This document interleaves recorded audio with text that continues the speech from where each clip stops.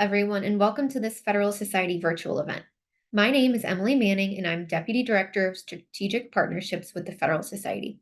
Today, we're excited to host a litigation update on the Arizona Supreme Court opinion in Planned Parenthood v. Mays/Hazelrigg. We're joined today by the Honorable James D. Smith, and our moderator today is the Honorable Jennifer Perkins of the Arizona Court of Appeals, Division 1. Judge Perkins began service on October 30th, 2017. At the time of her appointment by Governor Douglas Ducey, Judge Perkins was Assistant Solicitor General for the state of Arizona. After our speakers give their opening remarks, we will turn to you, the audience, for questions. If you have a question, please enter it into the Q&A function at the bottom of your Zoom window, and we will do our best to answer as many as we can. Finally, I'll note that as always, all expressions of opinion today are those of our guest speakers, not the Federalist Society. With that, thank you for joining us today, and Judge Perkins, the floor is yours. Thank you, Emily, and thank you to the Federalist Society for hosting this today. And in particular, thank you to Mr. Smith for his time, both in preparation and today, spent to aid us all in understanding this case. You can access his complete and impressive biography from the webinar event page, and I encourage you to do so. I would just like to highlight James's experience as a Superior Court judge here in Arizona. His 7 years on the Maricopa County bench required him, as a routine matter, to interpret and apply Arizona Supreme Court opinions, often on complicated and controversial topics like the one we confront today. I am particularly thankful that we have this opportunity because, to be honest, I've been a little concerned about reactions to this opinion. And I'm especially thankful for James's willingness to walk us through the relevant history and then through the opinion itself. I think a fair amount of post-decision coverage, whether media expert or otherwise, has characterized the decision incorrectly or perhaps more charitably insufficiently. Much coverage used words like reinstated or affirmed in 1864 law to suggest that the majority of our Supreme Court reached back into history, pulled out a 150-year-old law, approved of the policy in that law, and thus imposed it on the people of Arizona. That is simply inaccurate. I look forward to James's help in understanding what the court here did and what it did not do. I am going to turn over the floor to James for his presentation. After that, as Emily noted, and time permitting, we will take audience questions. So if you would like to ask a question, you must do so through the Q&A function here in Zoom. We will focus on questions that relate to the decision itself.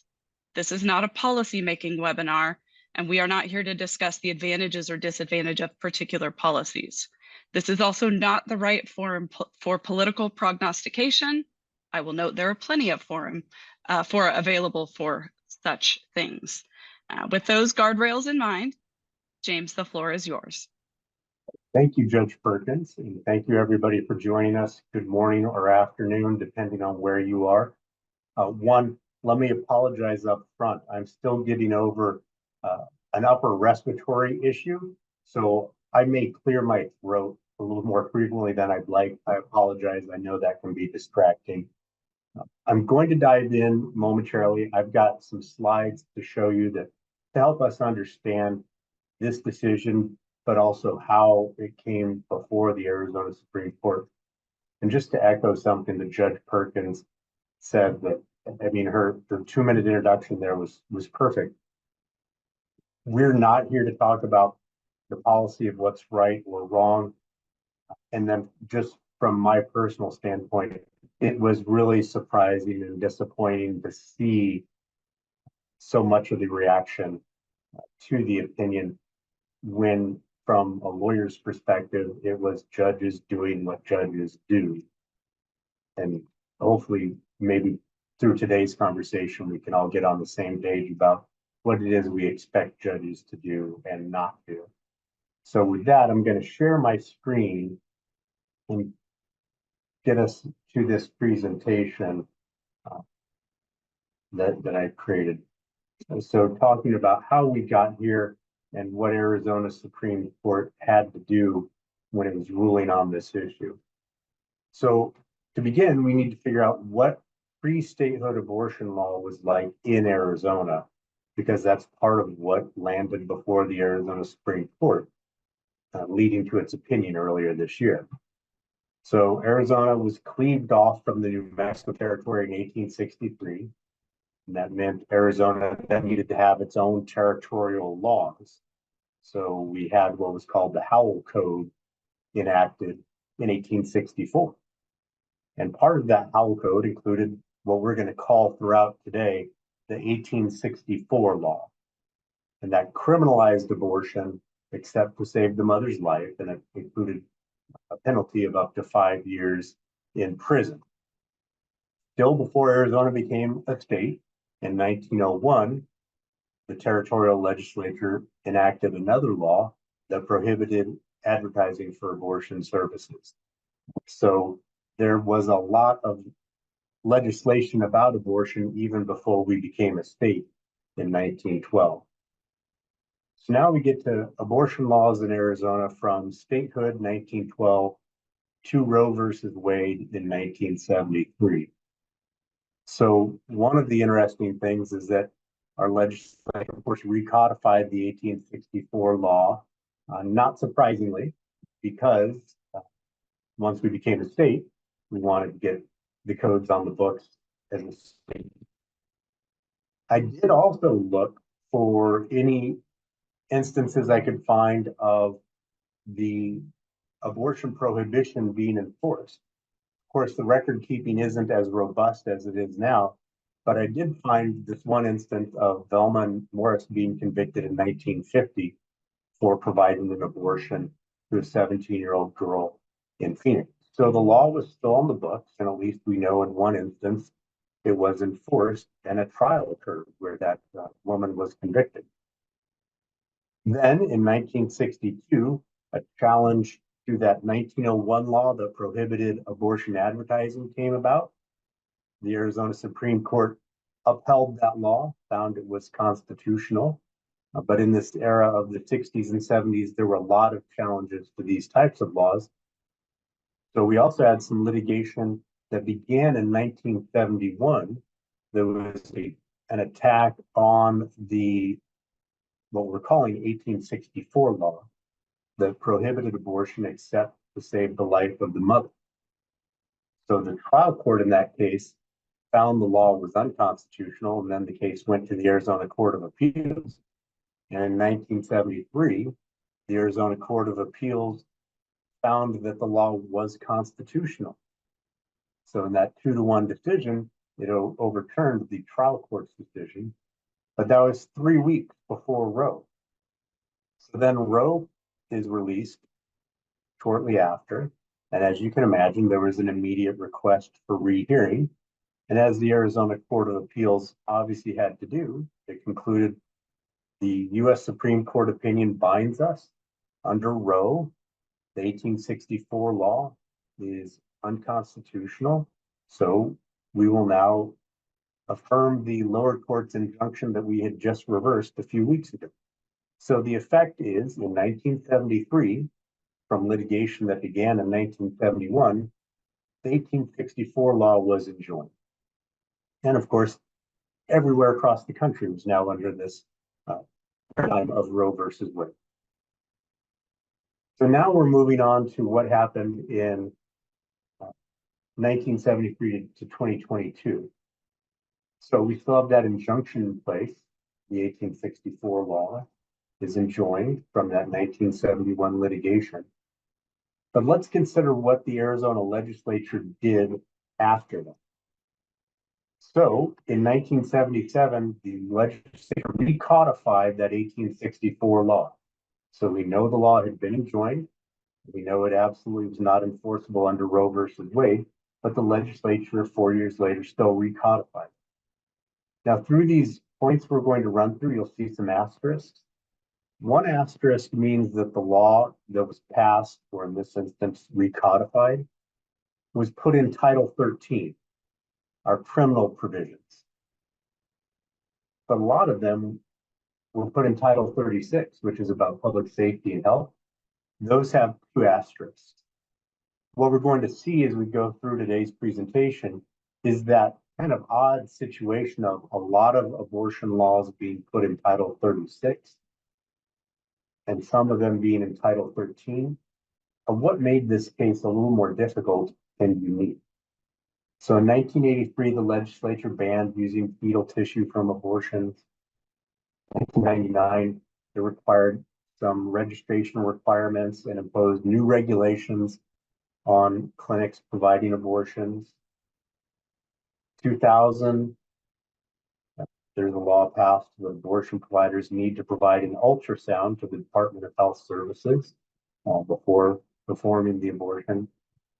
2009, there's a ban on partial birth abortion. That went in Title 13, the criminal statute.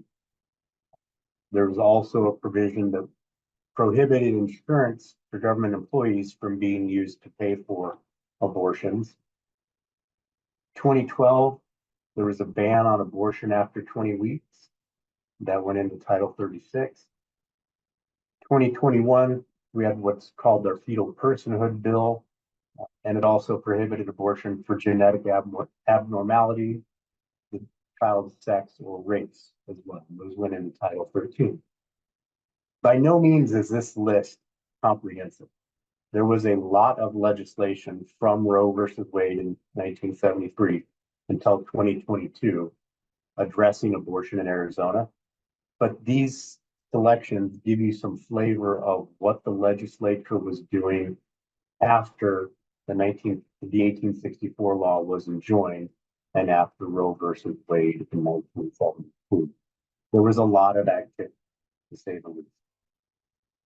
So now we get up to 2021, and we want to figure out what's going on in the national stage, because that really informs what our legislature did in 2022. So on May 17 of 2021, the U.S. Supreme Court granted cert in Dobbs. So Dobbs was the Mississippi law, 15-week abortion prohibition law, challenged to that under Roe versus Wade. And many folks viewed it as a vehicle to get Roe versus Wade back to the U.S. Supreme Court, either to challenge it in toto or to see if it could be pared back some. So folks knew that was kind of coming with Dobbs. Then on December 1st, after all the briefing, of course, oral argument in Dobbs occurred. And that was a pretty significant event. This just gives you an idea of how some folks reacted to that oral argument in Dobbs. So Roger Severino is what you'd consider more of a pro-life person. Jeffrey Toobin is more of a pro-choice person. I picked these two because I think they really encapsulate how a lot of people across the spectrum reacted to the Dobbs argument.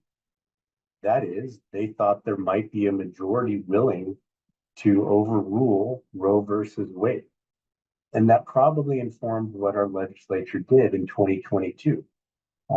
But again, regardless of where you are on this issue, it seemed like folks on both sides seemed to react similarly to that oral argument. Not uniformly, of course, but there was enough, I would say, across the spectrum that people thought it was a real possibility that Roe v. Wade might be overruled. So now we get to 2022. Our state legislature always begins its session in January. So a little more than a month after that oral argument in Dobbs is when our legislature started its 2022 session. And part of what it did was pass what we're going to call in this presentation the 2022 law. It prohibits abortion by a physician after the 15-week gestational age, except in a medical emergency. It also imposes some requirements. The physician must perform that type of gestational age testing before performing an abortion, except in the case of a medical emergency as well. It also has a lot of reporting requirements for physicians. That's not surprising. There are a lot of those throughout Title 36 in Arizona. But another note, this 2022 law does end up in Title 36, regulating public health and safety, not Title 13 in the criminal code. Then something we're going to come back to a lot is this construction provision in the 2022 law. The construction provision isn't part of the statutory text, of course, but it's part of what the legislature had before it, and something that goes with the bill as it works its way through both houses of the legislature. And this is something we're going to see both the Arizona Supreme Court majority and the dissent often pointed to when they were evaluating the case that came before them. So the construction provision tells us it is not creating a right to abortion or altering generally accepted medical standards. And it does not intend to make lawful an abortion that is currently unlawful. So again, we had a lot of statutes addressing abortion regulation, including the 1864 law, still on the books, that criminalizes abortion except to save the mother's life. The construction provision also told us it's not repealing the 1864 law, and I just swapped out 1864 law for the citation to Title 13 to make it easier for us, or any other applicable state law regulating or restricting abortion. So this construction provision is something that gets a lot of attention as the Supreme Court eventually addresses the issue. So please keep that in mind as we talk about the case throughout this morning and afternoon. I wanted to highlight the timing of the legislation and the Dobbs leak, because sometimes people think, oh, the Dobbs leak is what prompted this. That really isn't the case. So our governor at the time, Governor Ducey, signed the legislation in March, and the Dobbs leak didn't occur for several weeks. And then the Dobbs final opinion came out even a few more weeks after that. So the leak didn't play any role in what the legislature and the governor were doing in 2022 regarding this 2022 law. So Dobbs comes out, Dobbs versus Roe versus Wade, and that leads to a lot of litigation in Arizona. That leads to the Arizona Supreme Court opinion. So you remember earlier I talked about we had a 1971 lawsuit that resulted in a 1973 Arizona Court of Appeals opinion. And after Roe versus Wade came out, the Arizona Court of Appeals had its rehearing and agreed, yes, we must enjoin the Arizona 1864 law under Roe versus Wade. After Dobbs came out, the then Attorney General Mark Brnovich went back to the trial court to seek relief from that 1973 judgment, the permanent injunction. So we marched back to trial court to see if the Attorney General could get a Rule 60 relief form judgment based on the fact that Roe versus Wade was reversed and overturned. The trial court in Pima County, where that 1971 case started, said it wasn't going to try to harmonize the laws or modify the injunction based on the 2022 law. Of course, that 2022 law that prohibited abortion after 15 weeks gestational age wasn't around in 1971. And of course, the 1971 complaint didn't say anything about trying to harmonize a law that didn't exist. So the trial court concluded it's inappropriate for the trial court to try to do something that's not pleaded and to try to harmonize laws that weren't even in effect at the same time when this litigation began and the permanent injunction / judgment was issued. So the trial court granted the motion for relief from judgment. That meant the 1864 law could be enforced. It was now back in play.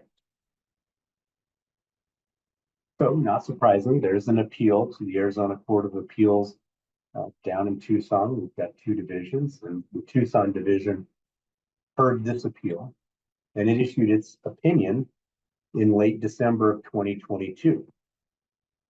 So unlike the trial court, the Arizona Court of Appeals said we can and should harmonize the 1864 law, the effective complete ban on abortion, with the 2022 law. the law that prohibited abortion after 15 weeks, except in medical emergency. So physicians are permitted to perform abortions as regulated by Title 36, the 2022 law, regardless of the 1864 law. Physicians who perform abortions in compliance with Title 36 are not subject to prosecution under the 1864 law. So the Arizona Court of Appeals took a different approach than the trial court, said we need to try to harmonize the laws. That's what courts do when we're able to. And we, Division 2 of the Court of Appeals, think we can harmonize them. We can say the 1864 law exists, but the 2022 law allows physicians to perform abortions up to 15 weeks, as long as they comply with the other requirements in Title 36. So now we end up at the Arizona Supreme Court. And there's briefing, oral argument, a lot of the meeting, submit their briefs.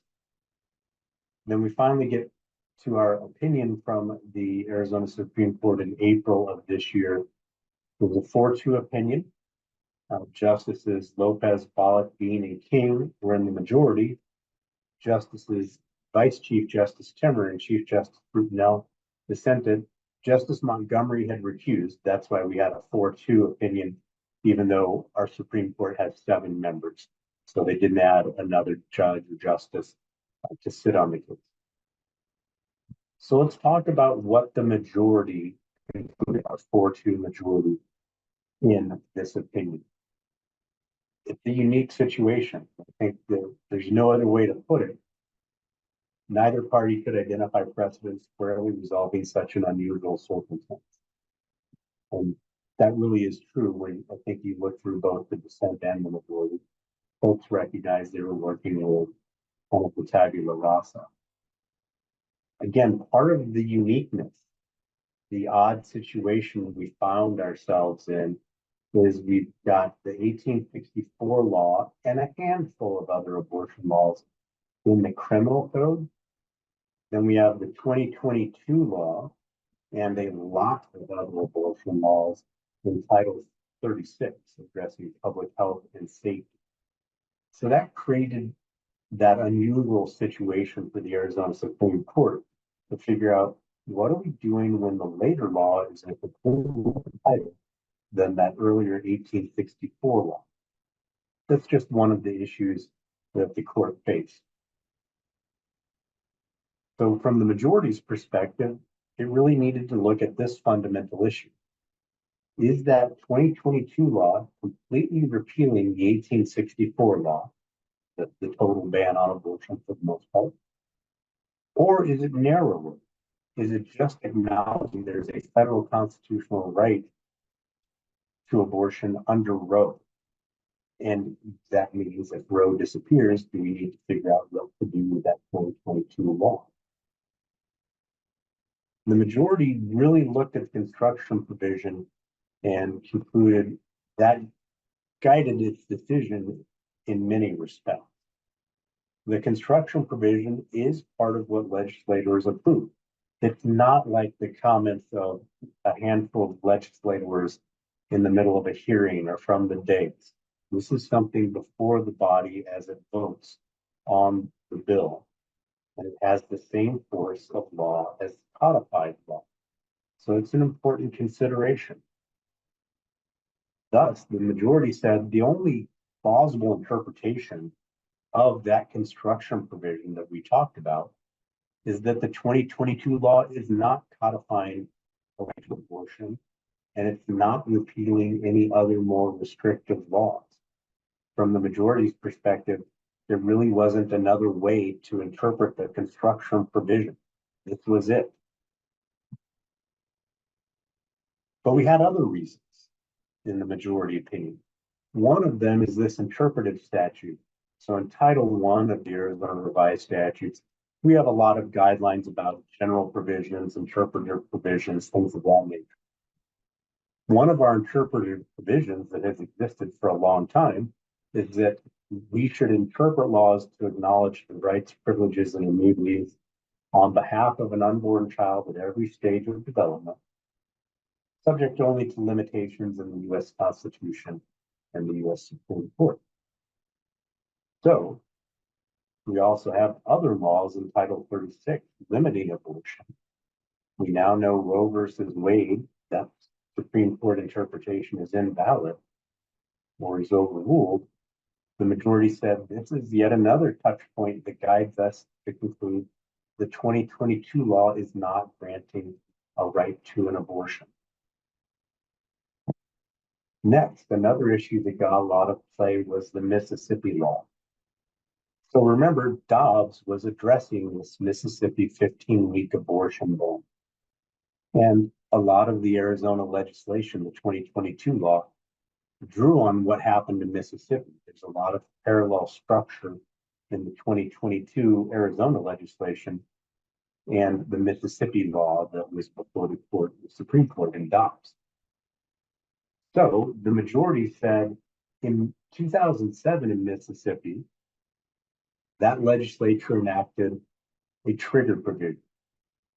Its near complete ban would take effect if the state attorney general certified Roe had been reversed.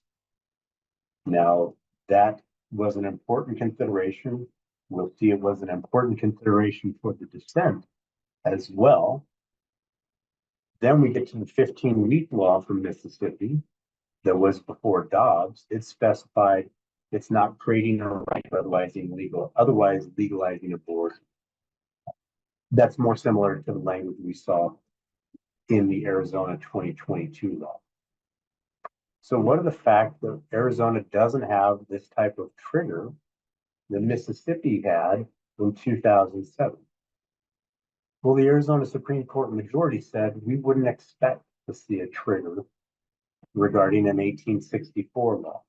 After all, that was about 130 years before Roe versus Wade. We wouldn't expect certainly anybody to include a trigger provision in an 1864 law or when it was recodified in 1913 after statehood. So we can't really divine some sort of intent to not have what you might call a trigger or not have the 1864 law snap back into place from that silence. It just isn't sane.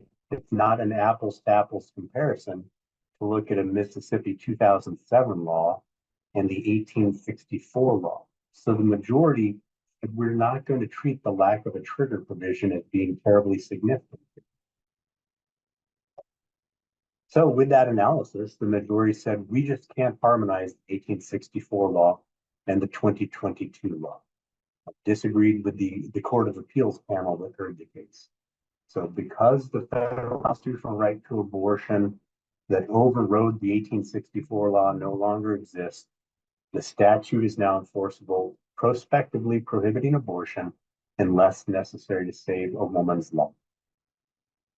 So we're not saying some policy is good or bad. What we're saying is we are deciding what the legislature meant to do in 2022. Then the majority kind of at the end gave a summary of its reasoning, really addressing the dissent. But if you go into the majority opinion and you look at the last 10 paragraphs or so, you get this nice summary of the reasoning.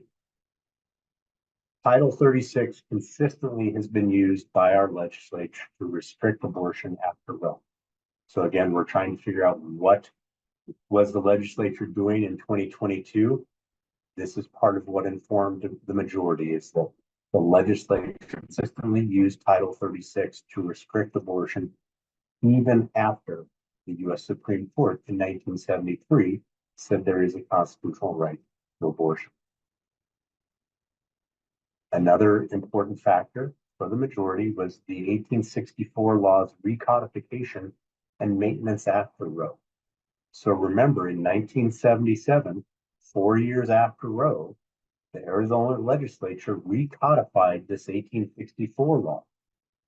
The majority said that's significant. It certainly shows that the legislature intends to keep the 1864 law valid. We have that interpretive provision that talks about privileges, rights, and immunities to an unborn child at every stage of development, subject only to what the U.S. Constitution and Supreme Court say otherwise. So without Roe in place, this interpretive statute really guides what we should conclude the legislature intended in 2022. And then the last point, and it's interesting, the majority put this last in its summary, was the construction provision. So when we put all those together, the majority said the only conclusion we can reach is that the legislature in 2022 intended the 1864 law to remain valid if Roe versus Wade was reversed. That's now what happened. So the 1864 law remains valid. It's not that we are deciding we should pluck this out of thin air and impose it on the citizens of Arizona. We're trying to figure out what did all these legislative machinations, candidly from before statehood all the way through 2022 mean? And that's what was before the Arizona Supreme Court. So let's talk about the dissent. We have that 4-2 split between the majority and the dissent. It concluded that the law is not ambiguous, so the 2022 law is straightforward. It doesn't depend on Roe's continued existence. There's nothing in the text of the statute or any other accompanying interpretive provision that says this depends on Roe remaining valid, or if Roe is reversed, we're going to change course. So we don't need to find that the 2022 law created some affirmative right to abortion as well. We can interpret the 2022 law without reaching this conclusion. The law itself is clear. Doctors will be prosecuted only if they perform an abortion after 15 weeks gestational age, except in medical emergency. That's it. Now, the speed limit sign is an analogy the dissent used. A speed limit might say if I travel more than 35 miles an hour, I'm subject to ticketing. I'm subject to some sort of penalty from the state. That's not creating some sort of affirmative right to go 30 miles an hour, but we know I'm not going to be prosecuted for exceeding the speed limit if I drive 30 miles an hour. So the dissent said that's the same type of situation we're dealing with here. We don't need to say the 2022 law created an affirmative right.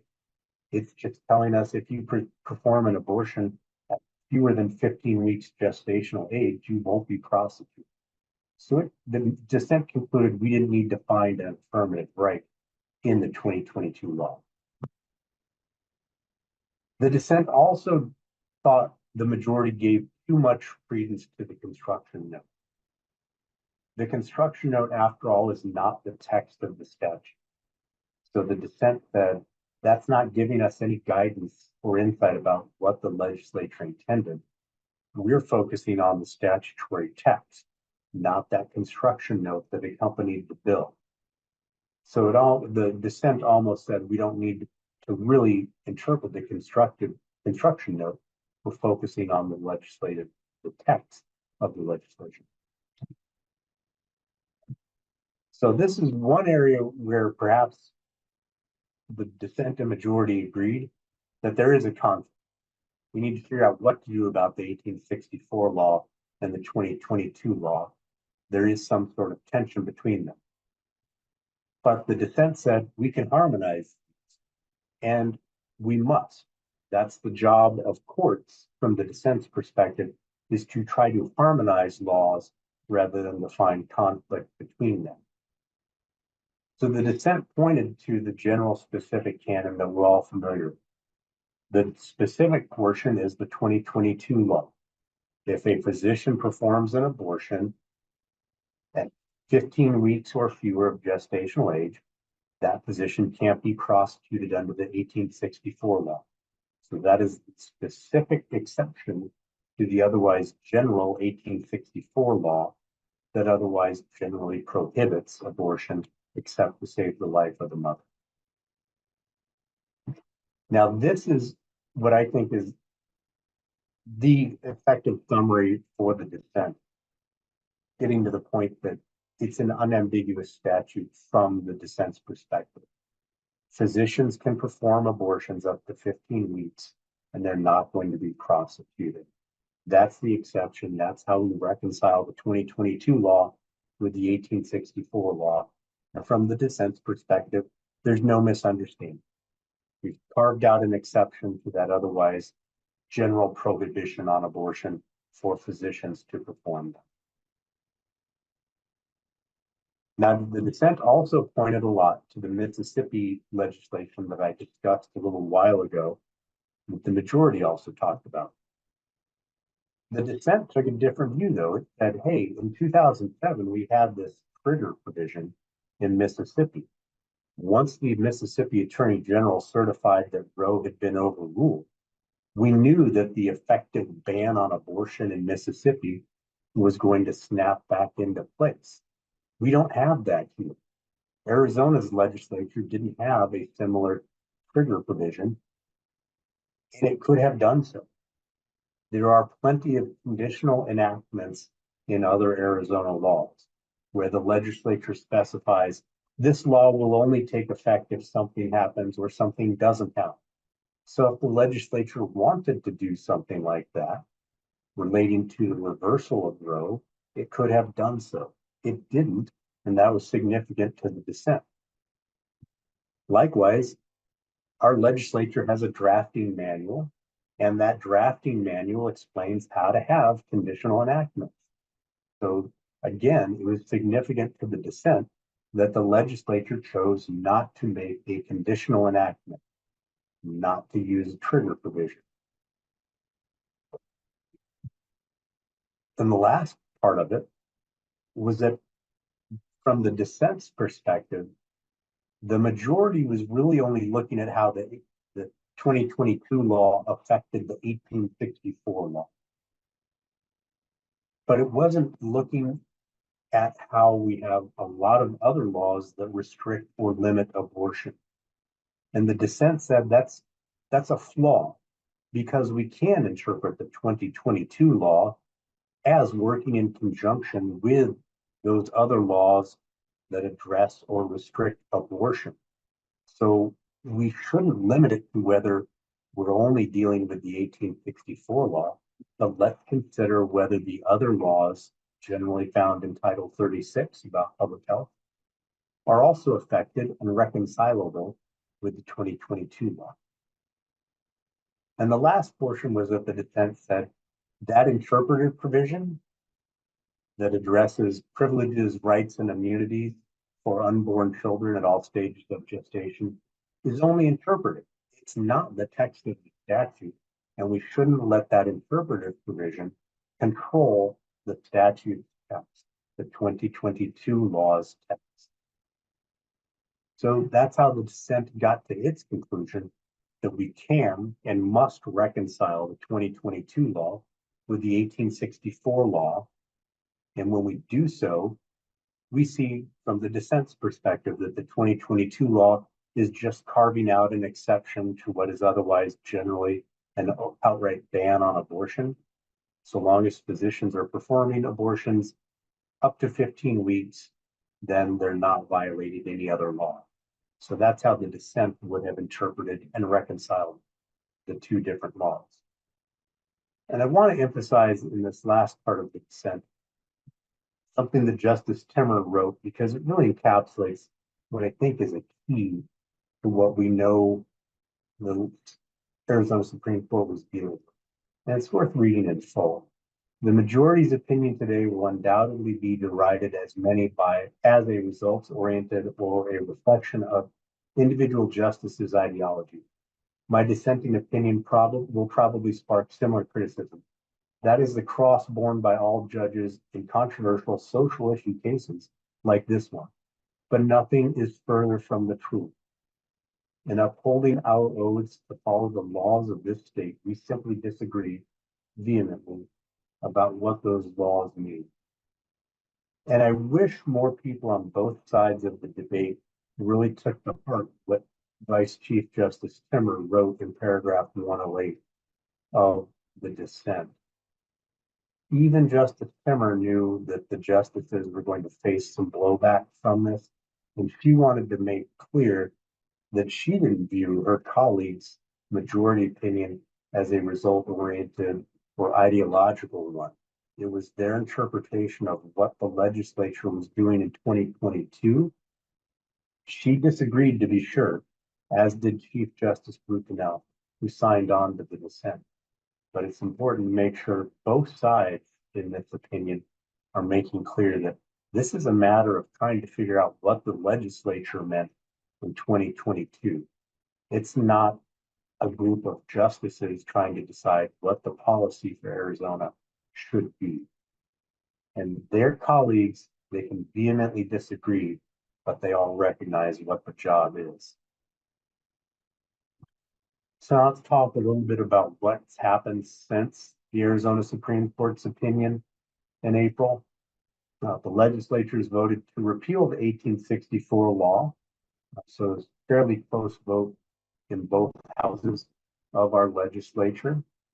Governor Dobbs signed that bill, that repeal, on May 2nd.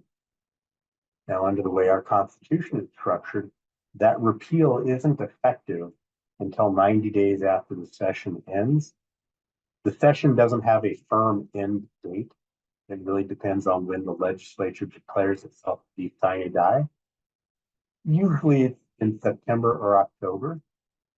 Typically September much more often than October, but it's not uncommon to go into October. So we know that that's repeal won't be effective until sometime in September or October under its terms. Now in the Arizona Supreme Court, the parties were still trying to figure out when does the 1864 law go back into effect, if ever. Because typically, an appellate court is going to issue a mandate at some point. Just yesterday, the Arizona Supreme Court ruled on various requests about when to issue the mandate, whether to stay the mandate, whether the 1864 law should go back into effect before this legislation kicks in. So yesterday, the Arizona Supreme Court issued an order staying the mandate in this decision until August 12, 2024. That means that the 1864 law's enforcement is still stayed. Now, as you can see, if we're really dealing with a September effective date, you might have a little gap there. What the Arizona Attorney General has said, however, is there is an agreement, a stipulated order in place in some federal litigation addressing different abortion laws. And based on that stipulation and order, the Attorney General says that the law, the 1864 law, couldn't be enforced until September 26th of 2024.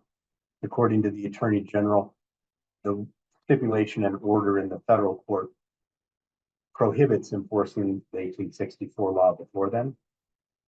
So if that really is true, and I have to confess, I didn't dive into the docket on PACER in the federal case to interpret that order, but assuming the Attorney General has described it correctly, then it's a really good chance that the 90-day period will have run before we get to September 26th, and this repeal will be in effect. So it probably isn't going to leave any window of time that the 1864 law could be enforced. And of course, if the Attorney General files a cert petition with the U.S. Supreme Court, that delays issuing the mandate as well. The Attorney General, I believe, has not indicated whether she's made a decision yet about filing a cert petition for the U.S. Supreme Court. Another post-opinion development is there is an initiative circulating right now in Arizona that would create a constitutional right to abortion up to viability, effectively putting the strictures of Roe versus Wade into the Arizona Constitution. About 6 weeks ago, the initiative supporters said they had more than 500,000 signatures. They will need 383,923 for that matter to get on the ballot. You always want more if you're circulating a petition because a lot of your signatures will be invalid. So they're continuing to gather signatures. But if those numbers are accurate, there's a pretty good chance that initiative will be on the ballot. Then we also know the legislature is contemplating some referenda. The referenda would address abortion rights. Can we put other restrictions on abortion, things of that nature?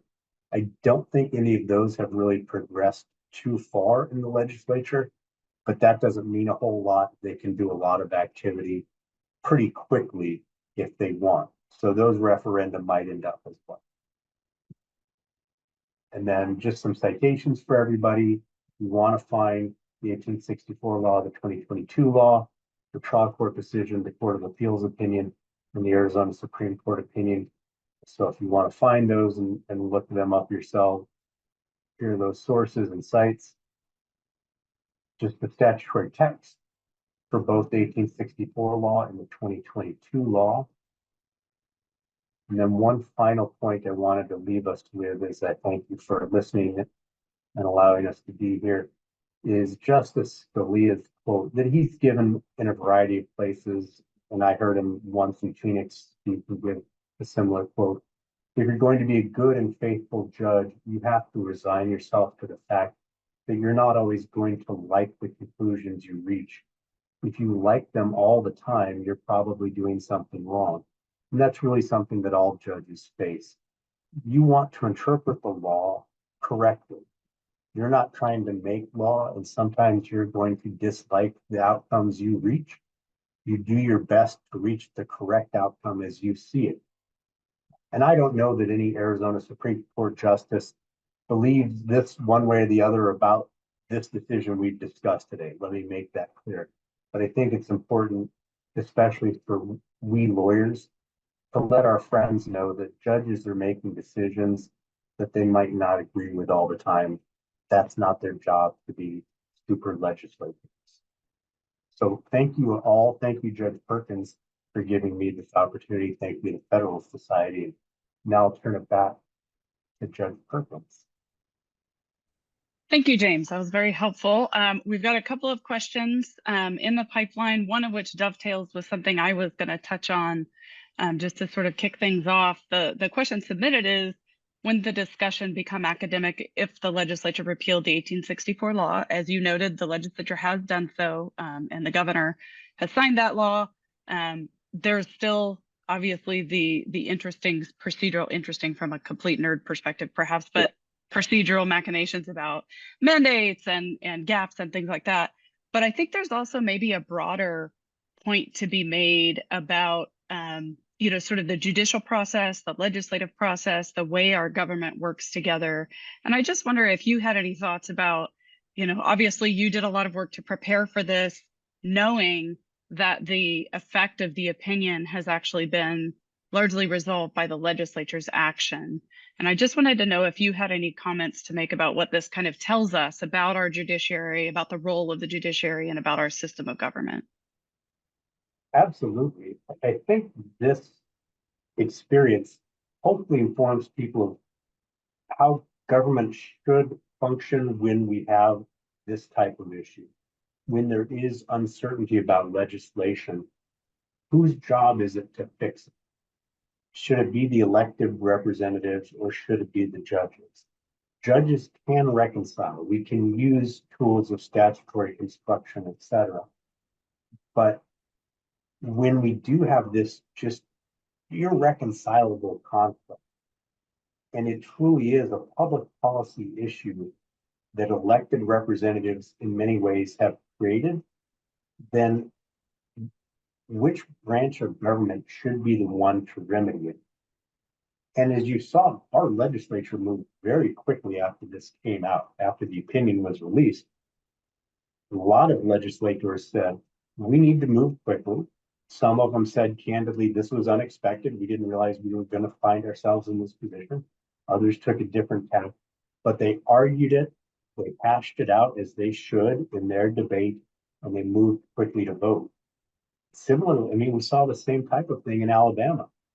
3 months ago or so, we had that Alabama IVF decision where a lot of legislators in Alabama said, I didn't realize we were going to hold that IVF embryos came within the wrongful death statute. we want people to continue to be able to have IVF treatment. So they moved very quickly in Alabama to pass legislation to remedy that and to clarify what earlier legislation had made ambiguous and quite unclear. So yes, I think this situation is what we would hope the branches of government would do when the judicial branch, whose job is to interpret the law, says, we've interpreted it, and this is what you have created, legislature. Then the legislature should step in and say, that's not what we meant, or we made a mess, we need to fix it, or that is absolutely what we meant. This is a pretty straightforward one, and I think it would be a quick answer. Just a point of clarification, was the construction note voted on by the legislature, and was it passed simultaneously with the 2022 law? So it wasn't voted on separately, if that's what the question means. It's part of the bill that the legislature votes on. So they vote on that entire bill with the construction provision. The construction provision isn't separately codified in the Arizona revised statute, but it is part of what the legislature had before it and voted. This is an interesting note. I understand the basis for referring to, quote, the 1864 law, but as a legal matter, isn't it more accurate to refer to the 1913 law, because that is the first pertinent post-statehood statute? And I'll offer amendment, given the recodification later, perhaps even the 1977 law. You absolutely could refer to it differently. I chose that because it seemed to be what everybody was aware of. That was kind of the publicity. It's an 1864 law. It truly was recodified twice in 1913 and 1977. The text really didn't vary much from 1864. So it was just a shorthanded way. And when you look at the majority and the dissent, they're also referring back to 1864. So I thought that would be the easiest way for everybody to keep track of what I was referring to. And I just, we don't have any more questions, but I have one point that I guess I just wanted to get your thoughts on. There has been in the wake of this opinion, and there are the start of a movement to quote unquote vote them out, to vote out two of our Supreme Court justices who participated in the majority. And the explicit basis is we don't like what they did here. And I guess I just wonder what your thoughts are. You have experienced the judicial retention system here in Arizona, which is not a partisan election with challengers. It is a yes or no vote on our judges that are on the bench. Do you have any thoughts about what the impacts of something like that might be on our system here in Arizona? It would be really unfortunate. Whatever side you're on of this issue or other issues, I really would hate for us to become a state where we're treating judges as another branch of elected officials who are either trying to be popular or trying to get what they think is a popular vote. We, Arizona, we created this system to try to eliminate those types of considerations in our retention elections. We're really hopefully looking at, are these people performing the job competently? Are they acting as we would expect judges to? And if we start saying, well, gosh, I really prefer a different policy outcome, and those judges concluded that the legislature meant a policy I disagree with, so I'm going to take it out on those judges, we're missing the point of separation of powers. And it's really going to harm us. It's going to become even more difficult to find qualified people who want to take these jobs and then worry when a difficult case comes my way, am I going to have to be looking over my shoulder all the time? And it truly comes from both sides. So I don't want anybody participating to think this is only a phenomenon that affects one side of the political spectrum. Our largest county, Maricopa County, recently the the Maricopa County Republican Party Executive Committee has voted to censure the Arizona Supreme Court because it doesn't like the Arizona Supreme Court's decisions in a lot of the election challenge cases we have. To me, those are opposite sides of the same coin. People don't like the substantive law, so they want to take it out on the judges. And I just hate for it to get to that point. I've tried cases in jurisdictions where you truly have partisan judges that are elected. It's a much different system and one I really don't like. So I hope that's not where we head in Arizona. And I know a lot of members of the legal community share that view. Well, I mean, it's a pretty good note to finish on with the Federalist Society when you start invoking the separation of powers. So I think that's a good place to stop. Really appreciate your time. Appreciate the time of those who stuck with us through this webinar. And thank you, Emily, for hosting us. On behalf of the Federalist Society, thank you both for joining us for this great discussion today. Thank you also to our audience for joining us. We greatly appreciate your participation. Check out our website, fedsoc.org, or follow us on all major social media platforms @FedSoc to stay up to date with announcements and upcoming webinars. Thank you once more for tuning in, and we are adjourned.